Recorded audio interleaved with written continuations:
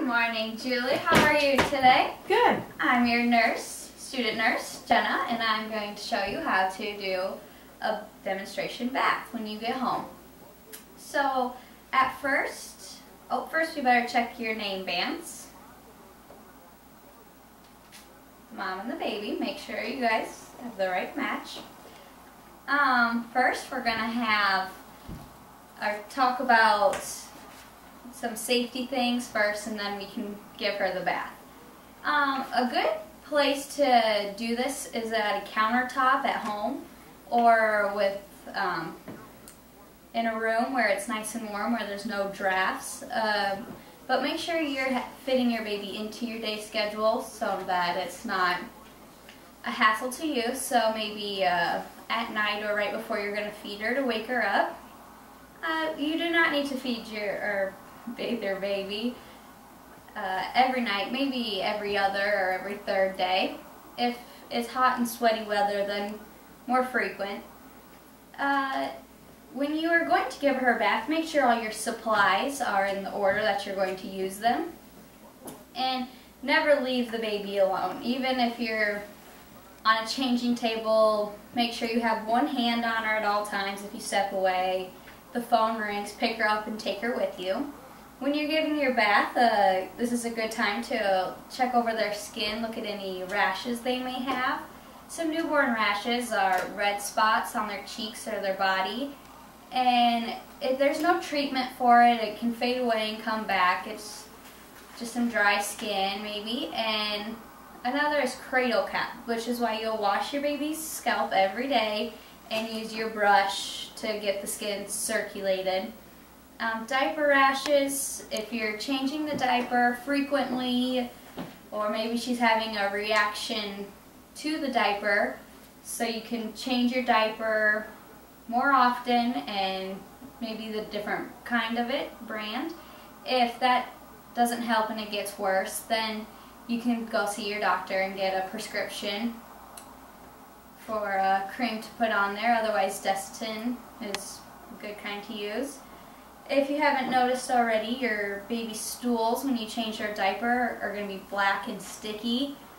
But once you get home, it should be loose, greenish. If you're breastfeeding, then it should be a yellow, pale color, where formula, it's going to be more of a yellow-brown.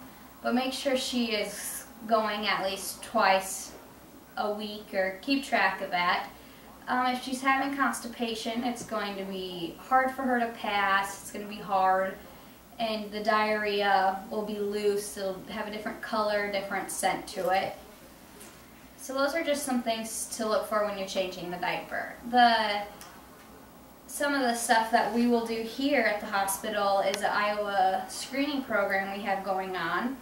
And that is a little blood test we do when the baby's heel. Every baby needs it done. It's just to check if there's any birth defects after 48 hours of birth. So make sure we do that before you leave here, or you're going to have to come back and do that.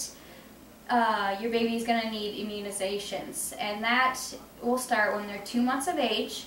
So you can either write it in a calendar, keep track of when you're doing that, and so you don't miss them. So now we're going to start with some of our supplies. Here, as we've given you, is a bulb syringe. All you have to do is just put it to the baby's nostril and squeeze, and it's going to suction it all out, and then again to the other side.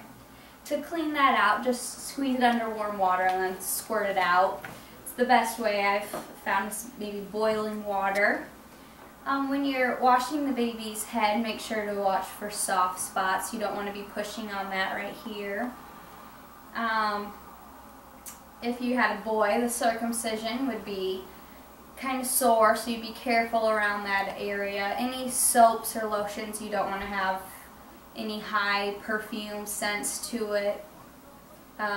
Shampoo you don't need to do unless they're actually taking a bath in the tub, and maybe once a week is good. You don't need to give your baby a bath in a tub or a sink until the umbilical cord has fallen off or the circumcision is healed, 7 to 10 days. And the umbilical cord you'll just clean with soap and water. We don't use alcohol swabs anymore. One other thing is to take your baby's temperature. You're going to do that putting it under the armpit like this, so going this way it might slide out the back. You're going to take the baby's temperature if they're being fussy out of the normal or even they feel hot. Even if the baby's temperature is too cold, wrap them in warm blankets, and if it gets too low or too high, then you can call a doctor, but wait to make sure. And we can start with the bath now. Be warned that she's not going to like it. She might cry because babies don't like to be messed with. We're going to get some warm water, and just warm enough so that if you feel it with your elbow, it feels warm. If not, 100 degrees is the accurate temperature. Gonna wash my hands first, make sure to do that, and I'm gonna wear gloves, although you don't have to do that at home. So I'd get my warm water, dip it in. We don't put any soap on baby's face. So from the beginning, I'm gonna go to the eyes, inner to outer, and use a different part of the washcloth so that it doesn't move infection from one eye to the other. Then wrap around her face, her nose, her mouth. And after every spot, you want to make sure to pat dry. And while you're doing this, while you're working at one spot, make sure to keep the other spots still covered up so baby doesn't get too cold. You're going to wash and dry. Just moving from face to the neck to arms.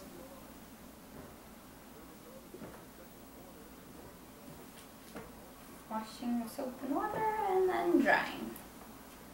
As you move down to the different areas of the body,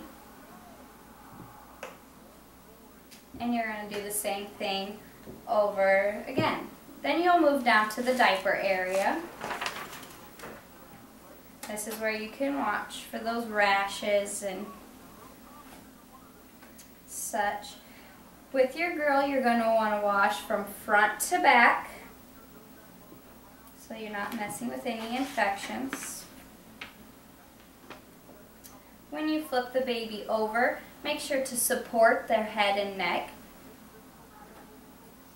And when you lay them down, don't let her face go straight down. Make sure she's off to the side so she can breathe.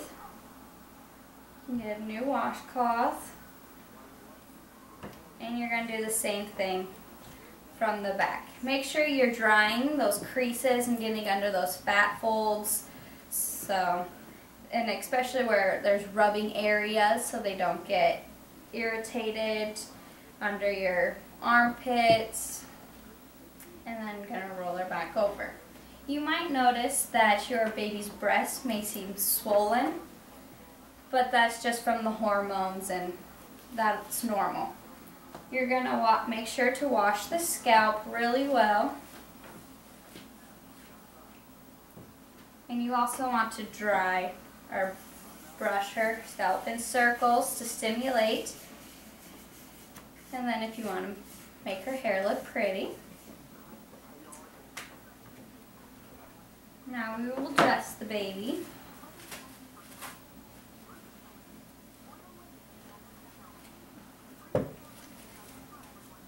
A lot of days people like to use powders, but that is not recommended. It can get in their lungs and get irritated.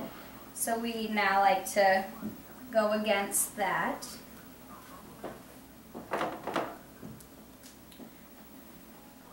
Now I will show you how to swaddle up the baby. You're going to lay her in. And babies like to have their hands up by their face, so if you just want to keep her hands up, one side first, the feet, and then the other side.